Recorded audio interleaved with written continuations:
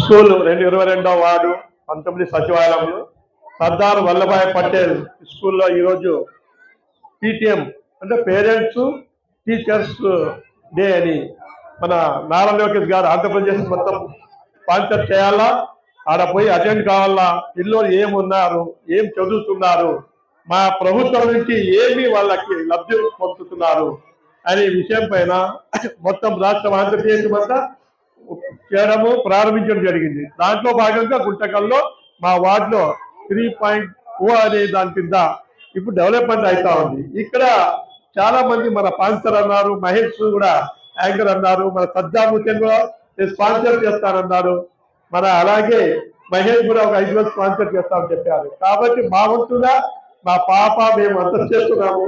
ఇక్కడ చదువుకునేటువంటి విద్యార్థులు అయితేనేమి, ఇటువంటి చదువుకున్న వాళ్ళు అయితేనేమి, పక్కన మండి బజార్ ఉంది, కమర్షియల్ యార్డ్ ఉంది. కాబట్టి ఒకసారి విజిట్ చేయండి, ఈ స్కూల్లో ఏం చెప్తాంది, అమ్మ నాన్న పిల్లలకి ఏం చేయాలా ఏమనేది మీరు ఒకసారి వచ్చి సందర్శిస్తే బాగుంటుందని నేను ముఖంగా తెలుగుతున్నాము.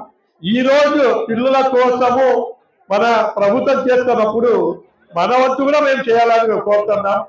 ఒక్కసారి మన ఇంట్లో అంటే చిన్న చెప్తున్నా కదా, ఒక పాలు ఉంటుంది, పాలుకి పిల్లలు ఎట్లా పాలు లాంటి వాళ్ళు, దాంట్లో పెరుగు ఉంటుంది. ఒక పాలు దానికి చికెన్ చేస్తే పెరుగు అవుతుంది, పెరుగు ఒక రేటు ఉంటుంది, పాలుకి ఒక రేటు ఉంటుంది. అలాగే దాని నుంచి పెరుగు నుంచి ఎన్న తీస్తాం, దానికి ఒక రేటు ఉంటుంది. ఎన్న నుంచి దానికి ఏం తీస్తాం, నెయ్యి తీస్తాం, నెయ్యికి ఒక రేటు ఉంటుంది. కాబట్టి మన పిల్లలు పాలు ఉన్నట్ల పెరుగు ఉంది కదా, పాలు వేస్తే పెరుగు పెరుగు అవుతుంది. కాబట్టి అటువంటి దాంట్లో ఒక్కొక్క దాని ఒక్కొక్క రేట్ ఉంటుంది. కాబట్టి మన వాల్యూ టు అచ్యూటివ్ కానీ మన లైఫ్ వాల్యూ పెంచుకోవాలా అని మేము కోరుతున్నాం. కాబట్టి పిల్లలు ఒకటే లేకిన్ ఇక్కడ ఇది పెరుగు నెయ్యి ఇట్లా అంటే ఒక్కొక్కటి దాని స్వభావం బట్టి దాని రేటు ఉంటుంది. కాబట్టి మా పిల్లలు కూడా ఈరోజు అలా స్వభావం కలిగి ముందుకు పోయి ఆశయంతో పని చేయాలా, చదువుకోవాలా, పెద్దగా తర్వాత తల్లిదండ్రులు కూడా చూడాలా.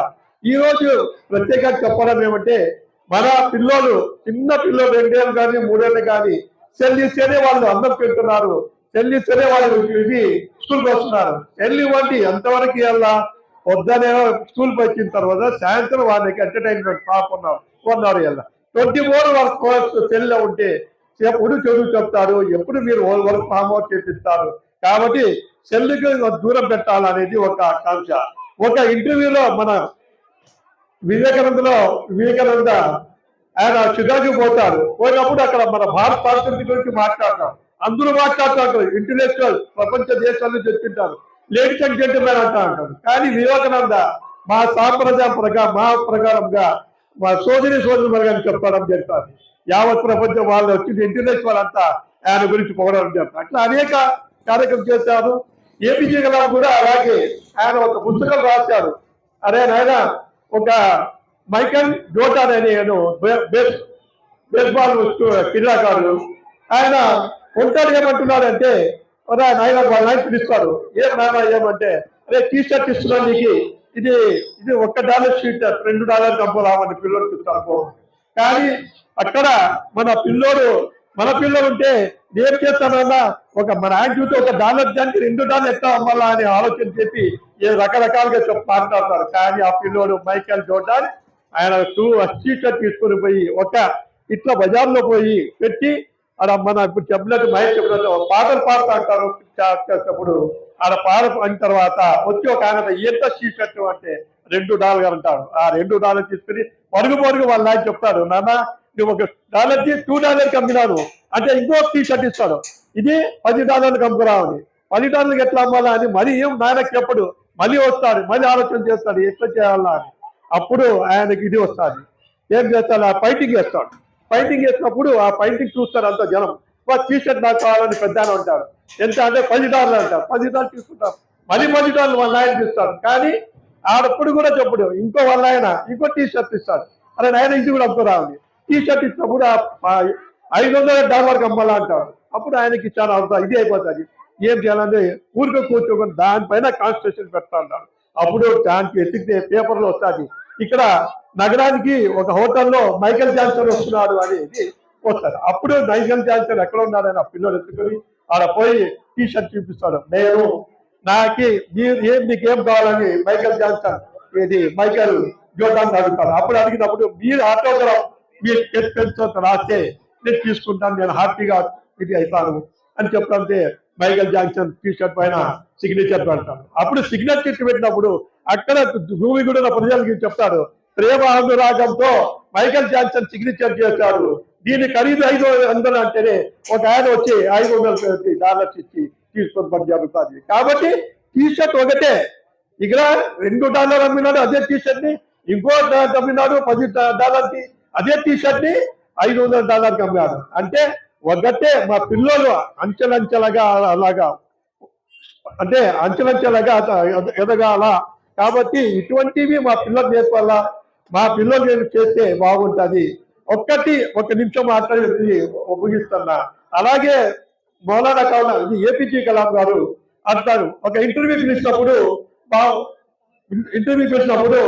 ఇంటర్వ్యూలో అడుగుతారు, మా నీకు జాబ్ ఇస్తాము, నువ్వు ఎన్ని గంటలు మా దాంట్లో పనిచేస్తావు, తర్వాత 10 ఏళ్ళ తర్వాత నువ్వేం చేస్తావు అని అడిగితే ఆ అబ్బాయి చెప్పడంలో ఒక పడిపోతాను. కానీ చెప్తాడు, జాబ్ అంటే 12 గంటలు చేస్తాను, 12 గంటలు ఇది నిద్రపోవడం, స్నానం చేయడం, అటువంటి 12 గంటలు చేస్తా, 12 గంటలు డ్యూటీ చేస్తానంటేనే సరే అంటారు. అది ఆలోచన చేసి లోపల సెకండ్ దానికి పోవాలా కదా, క్వశ్చన్ టైం అయిపోతే పోయి పెట్టేస్తాం. అప్పుడు వాళ్ళు ఆయన అడుగుతారు, ఏం చెప్పినారు ఆయన, ఏం సమాధానం చెప్పినారు, ఈ దానికి నా జాబ్ వస్తుంది అంటే నీకు ఖచ్చితంగా నీ జాబ్ రాదు, కానీ నువ్వు చెప్పడం రాదు.